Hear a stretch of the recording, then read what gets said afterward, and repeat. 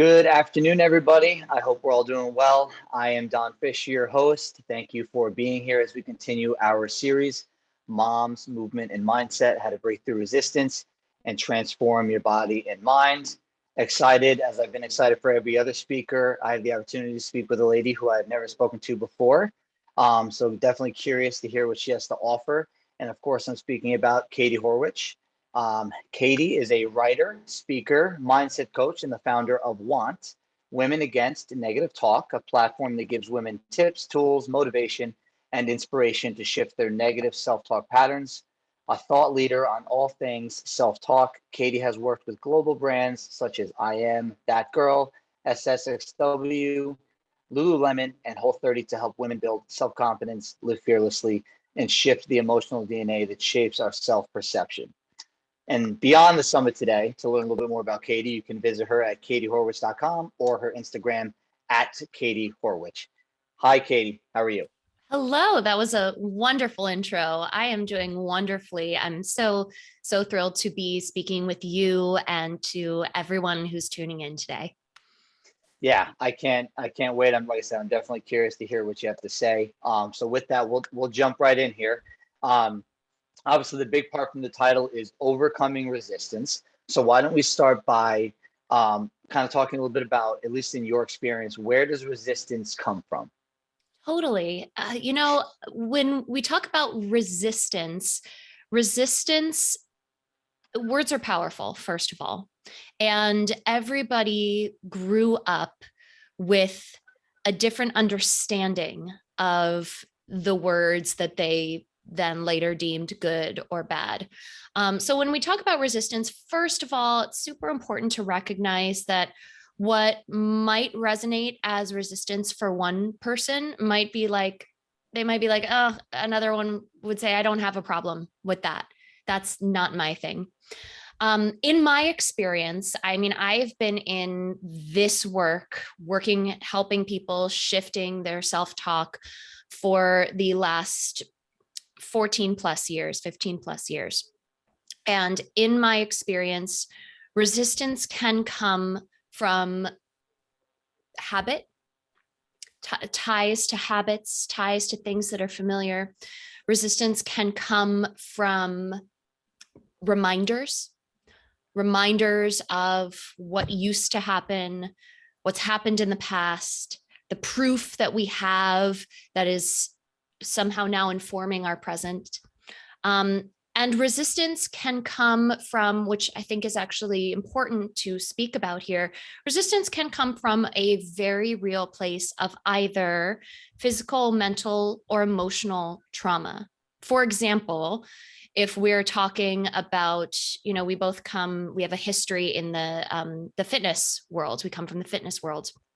I taught group fitness for the last 15 years, in addition to all of the rest of my work. A lot of people will show up in our classes, in our training sessions, and they have injuries that they have either healed from or they are still healing from. And they have resistance to doing certain exercises because it either reminds them of the thing that they did when they got hurt, or they feel a physical sensation of, no, I can't do this. So I think that it's important to recognize that not all resistance is bad resistance. Not all resistance is resistance that is getting in our way. At the very core of all of the habits, the reminders, the physical, mental, emotional trauma, many times resistance comes from that part of us that just wants to keep us safe, wants to keep us safe physically, mentally, emotionally, through habits that either feel familiar, that we already know, our brain already knows like how to compute this, or it's something that is the opposite of something that has hurt us in the past. So to answer your question, it comes from a number of places. It's not all bad. It's the most important, I believe, to get curious around where it's coming from and what that resistance is trying to tell you. So it seems like when it comes to resistance, there's not necessarily some sort of like objective standard. It's more so like subjective, right? Like person to person and their own experience is what's going to fuel that resistance. And Hmm. then the other thing that you just touched on that I think is super important, and you can elaborate a little bit more on it too. But I guess like noticing something, like being curious, noticing the resistance versus like judging the resistance. Could either one of those, like one versus the other, maybe fuel, like make that resistance greater or lesser than? Totally. I mean, I like to say to people when they say, like, why did you choose, how did self talk become your thing that you talk about? How did you choose that? And to me, I understand where the question's coming from, but it's always a little bit of a like funny, interesting question to me because it has been apparent since I was a young child how the story that we tell ourselves is the most important story that we will ever tell in our lives. It'll inform what we do next and next and next and next. And it won't just inform how we think or feel about things, but it'll also inform what we do, what we don't do, and how our interactions play out in our lives. So, if we're talking about resistance and we're talking about the self talk associated with the resistance, I believe that self talk isn't inherently good or bad. It's information at its core. And what we do with that information, that's where we can really make lasting shifts happen. So, a lot of people will talk about quieting your inner critic, your inner bully. I believe that actually that language, again, if we're talking about words and language, can do more harm than good and can cause more resistance because what that is doing is that's feeding the part of our brain that likes to view things black and white, us versus them, that views that inner critic, that inner bully on the same side as resistance, something we don't want, we don't like, we don't want to do, instead of getting curious around, well, what is the objective of that automatic self talk that's coming into my head? Because also, if someone is listening and is like, well, I will say these things to myself and I won't even realize that I'm saying them or I'm thinking them or I'm feeling them, a lot of it just comes down to habit. We will think and feel and judge out of habit. And so at the very beginning of your journey of shifting your self talk, particularly around your resistance, I would encourage people who feel like, oh, well, I want to be more accepting to myself. I want to be more loving to myself. And then that judgment comes in. I would encourage them to not judge the judgment, but to almost ask that judgment more questions like, what do you want? What are you here for? And so many times, my experience with my clients, it comes down to safety, security, love, habit. It might not be the most ideal way to get those things, but it's a part of you that is valid and wants something that is for your greater good. And it's important to listen to that, but not listen to it in the way we usually are told to listen to it. Listen deeper. I love that. So it's like shifting again out of judgment and viewing everything that happens to us or even what I'm feeling or experiencing as neutral. Mm-hmm. And then asking questions, like viewing the judgment as if it's a person and like, hey, why are you showing up here in my space? Like, what's going on here? What are you trying to tell me? Yeah. And not like, screw you, get out of here, but like, hey, cool, you're here. What do I need to know from you? Why are you here? What's going on? Awesome. Awesome. Yeah, I know. I mean, that definitely, because I'm victim of that. I don't know about Mhm. you, but I'm definitely victim of that. Like judging myself, like when I'm feeling some sort of way. So pausing, I feel can be so powerful and like asking those questions as you're suggesting here. So Mhm. with, as far as now, like kind of where we're at in this process here, right? So if someone is like, they're starting to notice now, right? They're noticing this resistance or this block, maybe asking some questions. What are some of the tips that you could provide somebody, clients, people that you speak with, um, in to overcome that fear, that anxiety, that resistance, whatever's getting in the way? What are some exercises maybe you kind of work them through or talk to them Mm, about? yeah. And I love that you brought up fear, because a lot of times resistance does speak with a fear-based voice. And whether that's fear of doing a certain thing because you'll hurt yourself, or fear of judgment, looking like an amateur, fear of not being understood, all of those fears, you know, Instagram is really, really good. Social media is really good. Pinterest is really good at giving people like one-off tweetables to, you can make it your phone screensaver. You can print them out on your wall. Lots of stuff having to do with fear. And a big one that I see a lot is feel the fear and do it anyway. Now, here's the thing with fear: feel the fear and do it anyway. Fear is there for a reason. Fear is a human emotion. It is one of our most primal human emotions. That there are studies done around negativity bias, that humans, we have an eye for negativity. If you look at different studies around negativity and fear exists because way, way, way back in our history as humans, fear needed to protect us from not foraging the wrong food that was going to be poisonous and kill us. Fear kept us alert so that we wouldn't be eaten by bears.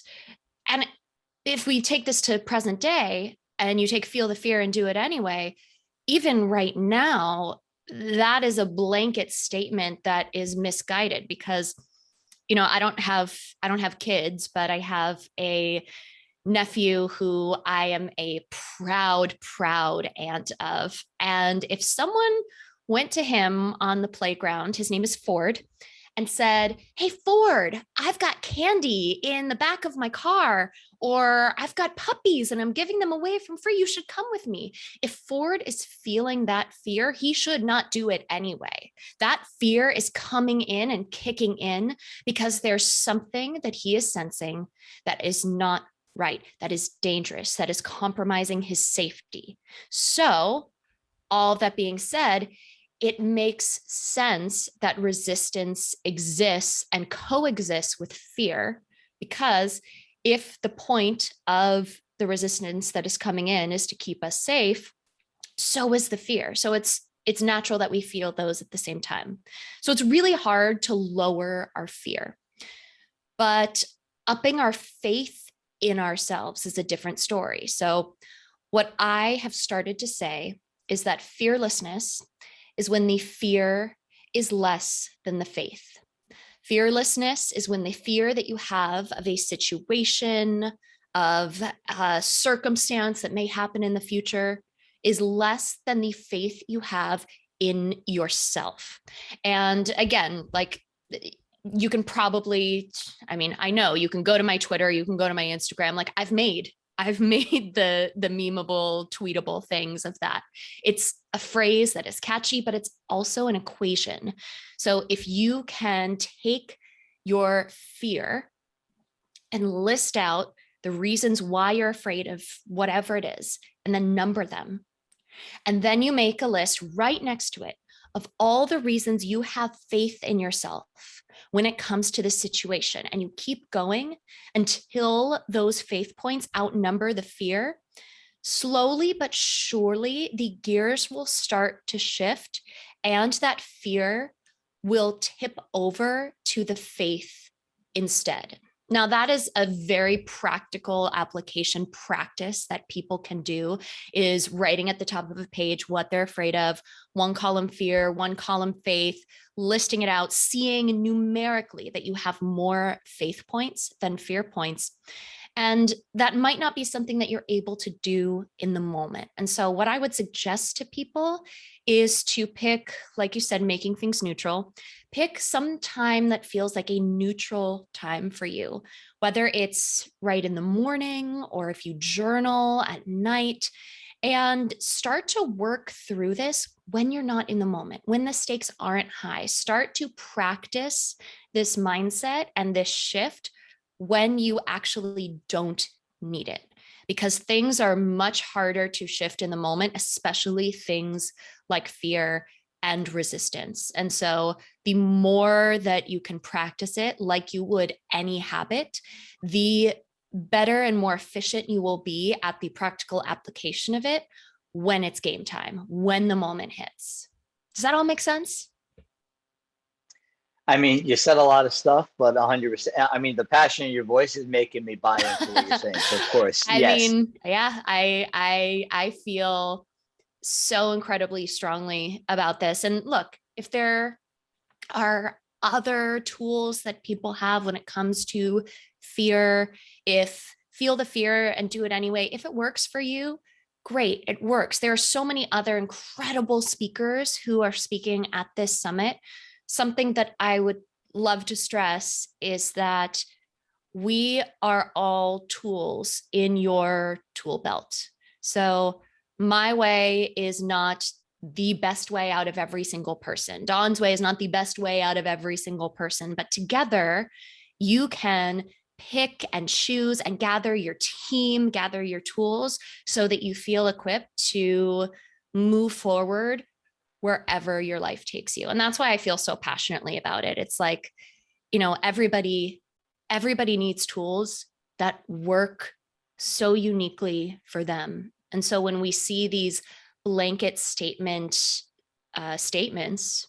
online, on social media, sometimes our brain can think that's the only way of being. And but I'm feeling fear, I'm feeling resistance. I must not be doing this well enough. So I just want to encourage people right now to really build your own unique toolkit. And as resistance comes up, those tools are going to be what helps you move forward. No, I love that because I think the important thing is too, and where maybe some of this can get confusing is like when we are feeling some sort of way to not want to move forward, it's not like even tangible. It's not something we can touch. But you're Mm-hmm. absolutely right, though. We do need to actually still take action. So using right your resources, your tools around you to help you move forward, that's the best way. And like I just did a training, and I'm loving what everything you just said because what I learned in this training too is that as people, we don't really change. What we do is we shift, like we shift out of one way of being into another. And that's kind of, I feel like what you were like demonstrating here with everything you just said. It's like, hey, this is what I've been conditioned to be like, but I don't have to stay there. Mm-hmm. Yeah. And you have been in fitness for so long. So I know that you'll get this analogy. Um, if you think of mobility training, and you think of flexibility, a lot of people will say, like, feel the fear and do it anyway. Like, I'm going to fake it till I make it. To me, I liken that to someone who is super flexible and wants to just like go around doing the splits to show off what they're doing. And what the science tells us and what human experience tells us is that if you consistently just exert all of your flexibility, like you're going to injure yourself. And so we talk about mobility training. Mobility training is the tiny micro decisions and moments in your body that you don't necessarily see what's happening, but you're actually making yourself stronger and more agile from the inside out. It's not as showy as the flexibility, but it's what makes you stronger so that when you do need to exert that flexibility, you can do it in a way that is not only safe, but incredibly sustainable. And so that's what I feel like all of these little tools are actually doing. Kind of went off on a Yeah. tangent there. No tangent at all. You just reinforced your point. I mean, I'll be honest, though, I'm not doing a split. That's definitely not happening. Oh, Um, me at least either. anytime soon. um, so one other thing I wanted to just touch on before we move on to your next question here is the list, though, right? And I think you termed it as it's face fear and do it anyway. Is that how you termed it? No, fearlessness is when the fear is less than the faith. Okay, Fearlessness equals fear, less sign, faith. got you. It's I an love that. equation. So with the list though, when you're because the thing I like about that is that you right in the moment, there's so much emotion coming up, and that could be kind of overpowering at times. So like you said, like when you find that neutral time of day, so there's no real anything pushing at you or tugging at you, now you can just objectively like look at the list, like, hey, my reasons for faith and my reasons for fear, and that could 100% help somebody to logically be like, why am I like running from this? Totally. Totally. Yeah. And, some people are really, they're visual learners. And so this exercise is great for the people who need to, so-called see it to believe it. Like you're seeing it, you're seeing that the list is longer. And so it must be true. Absolutely. All right. So last question here. Taking a shift now. So I love the journey we've been on, right? All right. We're kind of like Me too. identifying, hey, what resistance is, ways to kind of work through it. So I want to wrap up by asking now about resilience. So not resistance, but resiliency, right? So Mm, somebody, they're able to overcome whatever challenges, resistance, anxiety, fear that they've been experiencing. How is it that by just getting through that, that's able to help them to face larger obstacles down the road? such a great question. We love humans love proof. Talking about see it to believe it. We love proof no matter what it's telling us and how we feel about it. So the more we give ourselves proof that we can't do something or that we won't do something, the more our brain is like, well, yeah, that's not in the cards for us. Like, I'm not going to go towards that because I don't have any proof that I have done this before. And so, taking those moments where your faith is more than your fear is less than your faith, practicing those even in the smaller moments that you think are like maybe inconsequential, that's building proof. And so when you get to something like interviewing for a new job, having a tough conversation, trying something completely new, whatever it is, something that feels high stakes to you, you now have proof that has made you more and more resilient to face whatever it is that's in front of you. Yeah, that's also, I mean, kind of coming back to the fitness analogy, with everything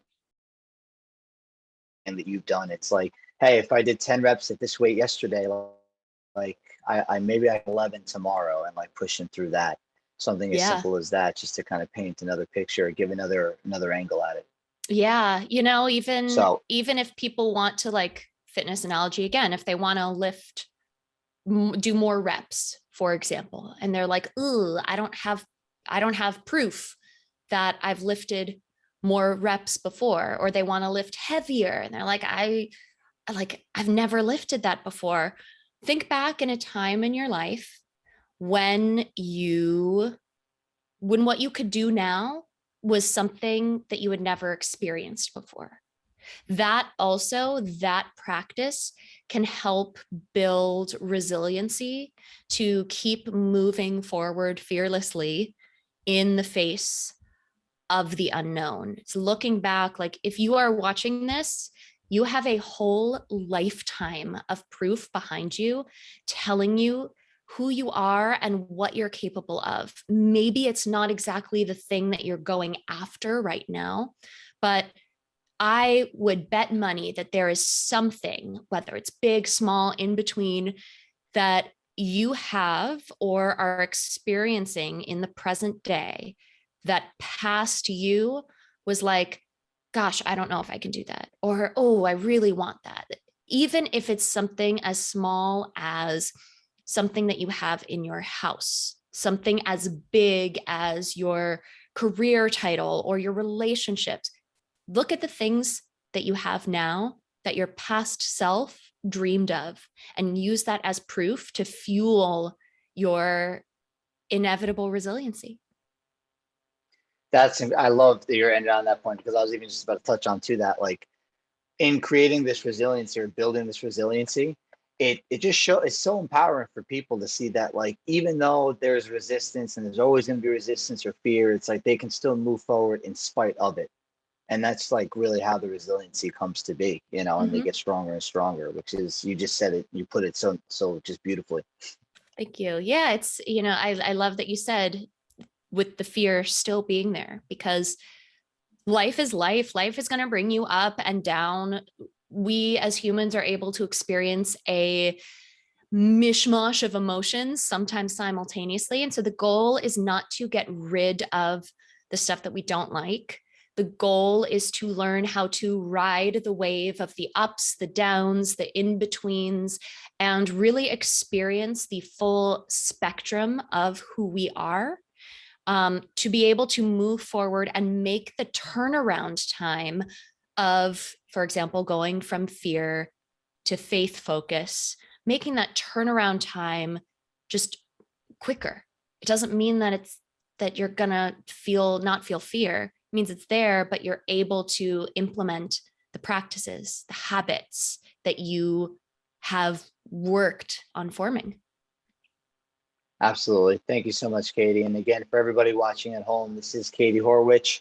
This is Mom's Movement and Mindset, how to break through resistance and transform your body and mind. I'm your host, Don Fisher. And wow, Katie, you definitely put it just so awesome today as to how we can kind of go through this journey and get to the other side. So thank you so much for taking time out of your day to be here. Thank you so much, Don. I think we also got a cameo from my dog somewhere in there. So this was wonderful. That's, I Dogs make mean, everything better. who hates dogs anyway? So we're good. Right? Right. All right, Katie, thank you. Thank you.